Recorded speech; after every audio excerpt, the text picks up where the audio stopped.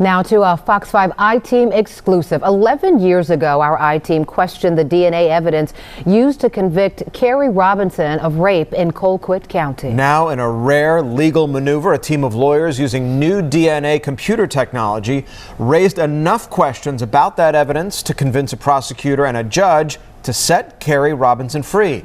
Fox 5 senior I-Team reporter Dale Russell was the only reporter there when Kerry Robinson walked out of prison after 18 years, Dale. Very emotional day, Tom. Kerry Robinson was a teenager when a Colquitt County woman was gang raped.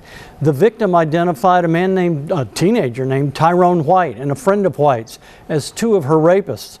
White confessed, but claimed Robinson was involved, not his friend. A GBI analyst's testimony that DNA could not exclude Kerry Robinson cemented the case.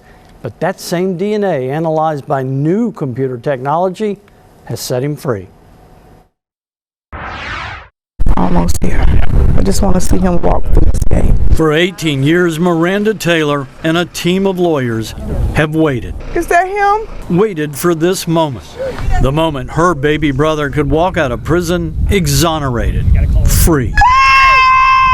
Know that I'm innocent. The evidence proved that. We first met Kerry Robinson in 2009. He was serving a 20-year prison sentence for allegedly taking part in the 1993 gang rape of a woman in Moultrie, Georgia.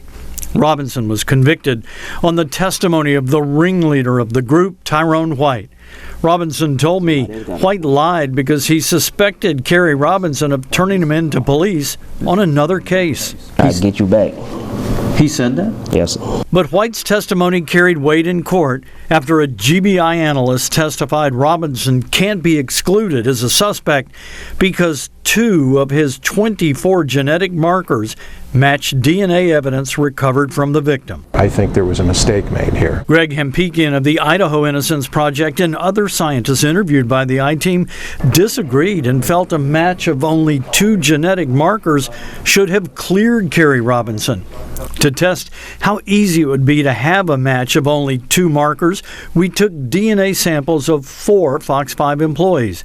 Under GBI policy, the Georgia Crime Lab would conclude all 4 of the employees could not be excluded, including a 26-year-old white female who had more genetic matches than Kerry Robinson.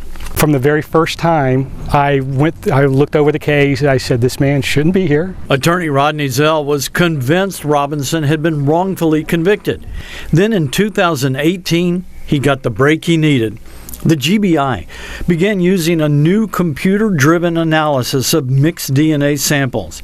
Zell and lawyers from the Georgia Innocence Project asked to have Robinson's DNA retested with the latest technology. The results turned the case upside down. Today, we know that a random African American on the street is 1,800 times more likely to be a match to that DNA sample than Kerry Robinson. That's dramatically different than what it was during trial. It sure is. Lawyers filed a motion for a new trial based on the new DNA findings. The district attorney agreed, and both sides asked a judge to void the conviction and set Kerry Robinson free. The long wait was now over.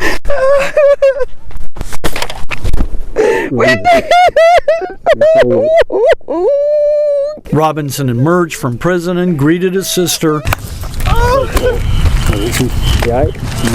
his son Keyshawn, who was 2 when Kerry entered prison, and his cousin. Oh, thank you, Lord. Thank you, Jesus. After 18 years behind bars, Kerry Robinson was now officially cleared. Put this in words for us. A miracle. A miracle. Kerry is a really, really, really easy guy to fight for, and to see him walk out those doors was incredibly special. I mean, it's really touching. A young male goes into the prison system wrongly convicted. How do you deal with that over all the years? Like, how do you cope? A good question, and Kerry Robinson had an answer. Did you ever think this day would come? Oh yeah. Yeah, I knew it would come just by faith. I knew the truth it'll come out. Sooner or later, it'll come out. Before he left to start the next stage of his life, Kerry Robinson spoke briefly, not of bitterness or betrayal, but of God and his family. I'm blessed. most definitely God first, family. So I mean, it was a hard stretch, but easy with God and family in your life. So that's how I'm feeling right now. I'm really feeling good.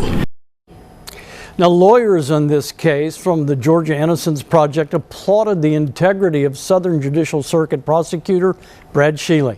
I talked to him yesterday, and he told me after reviewing the new DNA evidence, looking at the case file that was conducted by another DA, he said justice demanded what we did today. Portia? Indeed, it did. Excellent reporting there, Del. Thank you.